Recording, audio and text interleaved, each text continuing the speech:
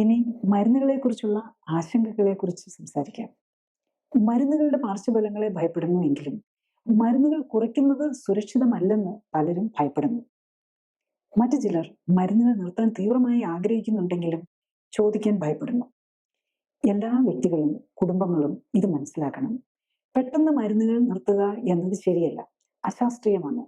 എന്നാൽ ജീവിതശൈലി ക്രമീകരിക്കുമ്പോൾ പ്രഷറും ഷുഗറും കൊളസ്ട്രോളും ഒക്കെ താനെ കുറഞ്ഞു വരുന്നത് പരിശോധനകളിലൂടെ ഉറപ്പുവരുത്തിക്കൊണ്ട് ക്ലിനിക്കൽ പിന്തുണയോടെ വേണം മരുന്നുകൾ ഘട്ടം ഘട്ടമായി കുറച്ചു കൊണ്ടുവന്ന് നിർത്താൻ.